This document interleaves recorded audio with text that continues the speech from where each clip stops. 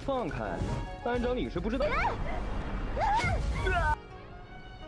Halo semua, karena banyak subscriber Kobi Movie yang merequest untuk melanjutkan Tonghua Wanche Fashion, maka Kobi Movie dengan senang hati melanjutkannya. Walaupun udah ada yang review dan chapternya lebih jauh sih, tapi nggak apa-apa lah. Oke, kalau gitu kita akan melanjutkan dari part 1 yang kemarin, kita akan masuk ke part 2 Wanche Fashion.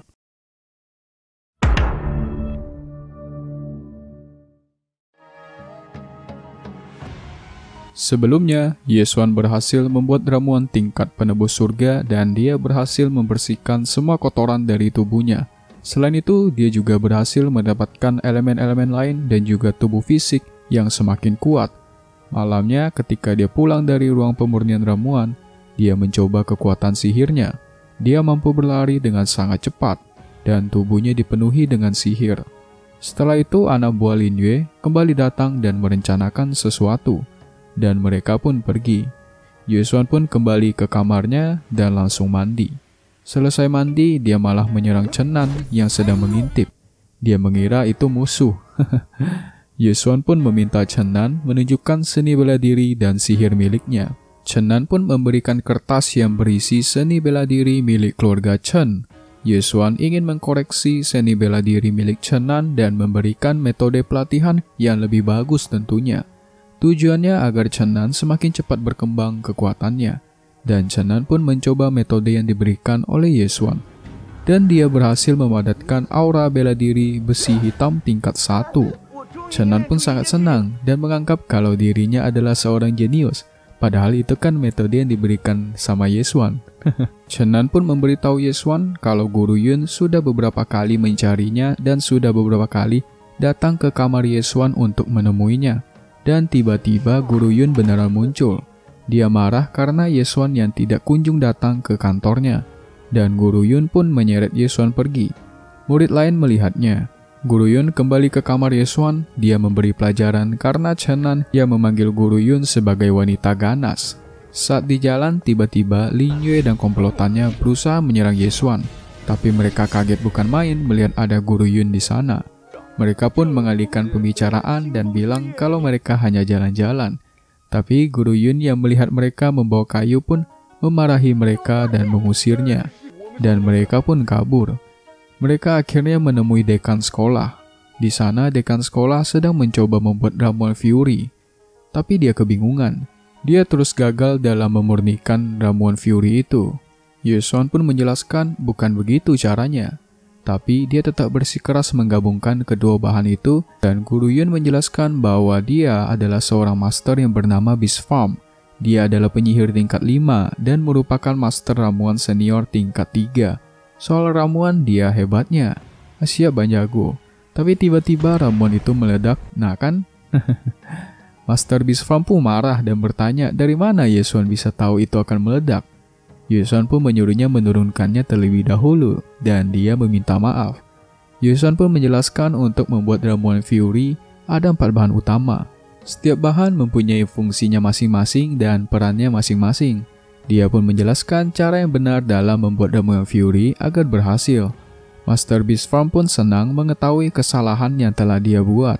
Guru Yun menjelaskan, kalau Yesuan lah yang telah membuat ramuan dasar elemen api yang begitu murni dan sempurna sebelumnya. Benar-benar orang yang berbakat. Master Bisfarm pun menjadi sangat baik. Dia memanggil Yesuan sebagai master dan memberikannya teh. Yesuan menjelaskan cara pemurnian yang benar. Dan setelah itu, dia selesai dan dia pun pergi. Ngakak loh, bahkan penyihir senior untuk hormat ke Yesuan. Master Bisfarm pun menjelaskan mau dia murid atau bukan, Yesuan tetap layak dipanggil master karena telah berhasil memberitahu cara yang benar dalam membuat ramuan. Padahal Master Bisfarm ini dekan sekolah loh. Dia juga menjelaskan tidak peduli jabatan orang tersebut lebih rendah ataupun lebih tinggi. Jika dia bisa mengajari hal yang tidak diketahui oleh Master Bisfarm, maka dia layak dipanggil sebagai seorang master. Jadi kita di sini diberitahu, janganlah gila hormat. Dengan begitu kita bisa meningkatkan kemampuan secara terus-menerus dan menjadi yang terbaik. Mantap bener Master Bisfarm, top Marco top. Dan Master Bisfarm pun menyuruh Guru Yun pulang karena sudah malam. Yesuan pun kembali ke kamar. Dia melihat Chenan yang sedang tidur lelap dan mencoba mengambil kesempatan dalam berkultivasi. Dengan begitu, dia harusnya bisa mencapai penyihir tingkat magang menengah. Pagi harinya tiba-tiba Chenan di depan mukanya dan Ye-Xuan refleks langsung menendangnya. Kedua kali ditendang. Ternyata Ye-Xuan berlatih dari malam sampai pagi. Chenan terbingung-bingung dengan Ye-Xuan yang sudah berubah. Siangnya mereka pergi ke lapangan sekolah. Tiba-tiba Si Qing lewat. Ye-Xuan pun menggodanya, tapi Si Qing tidak memperdulikannya. Fuckboy nih. Mereka pun berbaris. Guru yang mengajari mereka mukanya garang sekali. Namanya adalah Guru Tong. Dia adalah pendekar pedang, bukanlah seorang penyihir. Dalam perang selain ada penyihir juga ada pendekar pedang. Mereka mempunyai fisik yang kuat. Dan Guru Tong memberitahukan, setengah bulan dari sekarang, sekolah akan mengadakan ujian bertahan hidup di alam liar. Dan itu akan mempengaruhi kelulusan mereka. Jadi mereka harus mempunyai fisik yang cukup kuat. Guru Tong langsung menyuruh mereka lari 100 putaran tanpa basa-basi. Dan para murid pun kecapean bukan ampun. Ada yang di tengah jalan gagal. Tiba-tiba ada Guru Chow yang datang dan mengatakan, jika pelatihan fisiknya seperti ini sudah ketinggalan zaman. Tiba-tiba mereka melihat Ye-Xuan yang lari sangat begitu cepat, bahkan melewati semua murid. Tapi Guru Chow tetap menjelekkan Ye-Xuan karena dia adalah dulunya merupakan murid sampah dan kegagalan. Tapi Guru Tong membela Ye-Xuan dan bilang dia bukanlah murid sampah. Guru Chow tetap mengatakan bahwa metode pelatihan seperti itu adalah metode yang sudah kuno. Ye-Xuan tetap berlari dan tidak kelelahan, bahkan sudah 60 putaran dia masih kuat. Guru Chow masih mengatakan kalau Ye-Xuan tetaplah sampah. Guru Tong pun marah, dia mengeluarkan kekuatannya. Mereka berdua mengeluarkan kekuatannya masing-masing. Mereka berdua adalah praktisi emas tingkat 4 yang lumayan kuat. Tapi tiba-tiba, Ye-Xuan berhasil menembus penyihir magang tingkat menengah. Dan semua murid pun kaget bukan main. Mereka tidak percaya dengan apa yang mereka lihat. Guru Chow juga kaget, dan dia pun pergi. Pasti malu tuh kehilangan muka. Si Qing diam-diam selalu melihat Ye-Xuan. Benih cinta nih. Guru Tong melanjutkan mengajar ke tahap selanjutnya. Karena mereka akan bertahan hidup di alam liar, Guru Tong mengajarkan soal binatang-binatang yang akan mereka temui dan bisa dijadikan makanan nanti. Tapi Guru Tong melihat para murid yang sudah bosan. Dia melihat Ye-Xuan dan mengatakan dulunya Ye-Xuan adalah murid yang suka bolos. Tapi sekarang berubah drastis. Ye-Xuan mendengar semua pelajaran dengan serius. Dia nggak tahu di dalam Ye-Xuan itu ada dewa terkuat. Mereka pun melanjutkan pelatihan selanjutnya, yaitu duel 1 by 1. Pertama, Si Qing melawan Ye-Xuan. Si Qing tidak ragu langsung menyerang Ye-Xuan. Tapi dia dengan mudah menahannya, dan malah menggoda Si Qing.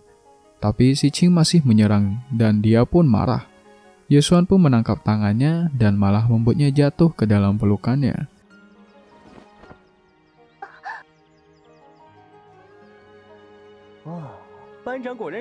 Si Qing pun kaget bukan main, tapi belum selesai.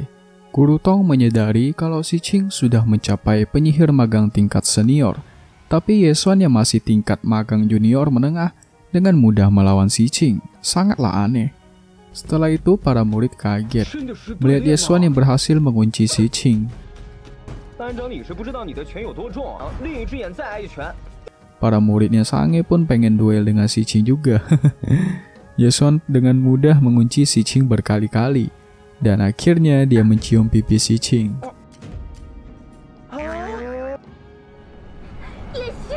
Si Qing yang melihatnya pun marah dan mengeluarkan elemen sihir apinya. Padahal dalam latihan ini hanya boleh pakai kekuatan fisik. Dia pun langsung menyerang Ye-Xuan. Ye-Xuan hanya tertawa dan Ye-Xuan menyerap serangan sihir Si Qing dan menjadikan sihir itu sebagai kekuatan untuk menerobos ke level sihir selanjutnya. Orang-orang yang melihatnya pun kaget. Sekarang gantian, Ye-Xuan menyerang balik dan mengeluarkan teknik api.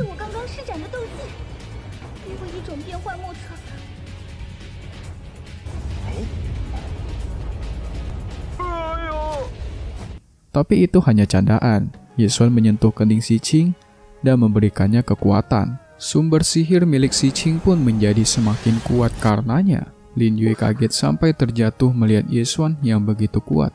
Tidak mungkin, Yesuan si sampah bisa begitu kuat, katanya begitu. Guru Tong pun menghentikan pertarungannya dan Yesuan menjadi pemenangnya. Guru Tong pun memanggil Si Qing untuk berbicara. Lin Yue yang tidak senang tidak percaya dengan kekuatan Yesuan. Mereka pun ingin melawan Yesuan dan pertarungan pun terjadi. Inilah yang saya tunggu-tunggu. Lin Yue tiba-tiba tidak bisa bergerak, tapi dia mengeluarkan gulungan sihir. Dari gulungan itu mengeluarkan sihir bola api yang sangat kuat. Tapi Yesuan lecet sedikit pun nggak ada. Lin Yue lagi-lagi mengeluarkan bola sihir api yang mengejar Yesuan. Tapi Yesuan sengaja lari ke arah Lin Yue agar bola apinya juga menyambar ke dia. Lin Yue masih belum kehabisan akal. Dia menggunakan cincin sihir ruangan dan mengeluarkan pedang dan langsung menyerang.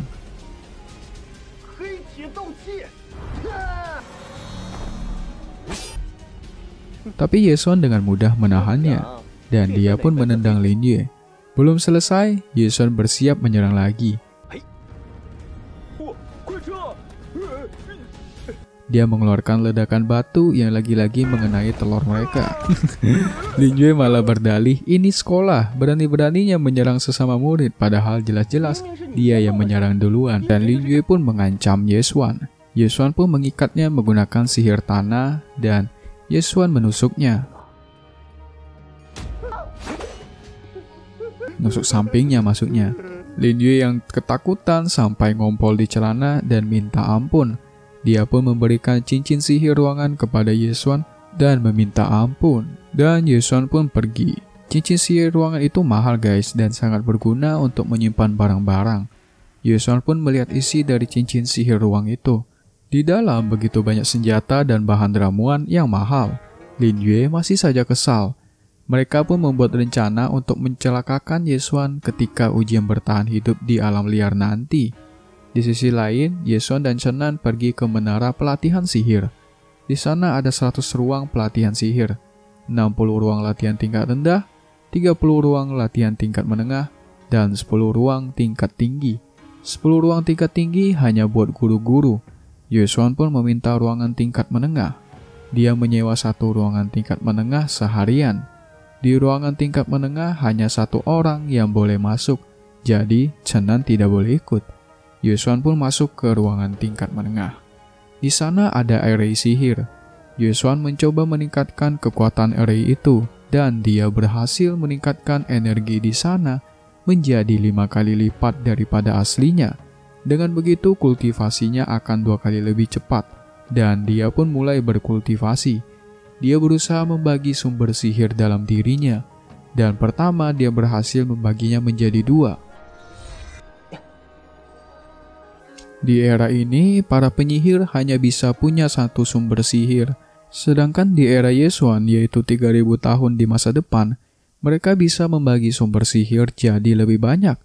Tujuannya agar si penyihir dapat menyerap lebih banyak elemen sihir lain. Yesuan mencoba membaginya lagi, dan berhasil membagi jadi 4 sumber sihir. Makin OP dari Yesuan. Setelah selesai, dia mencoba mengeluarkan kekuatannya. Dia terus menonjok batu sihir yang ada di depannya.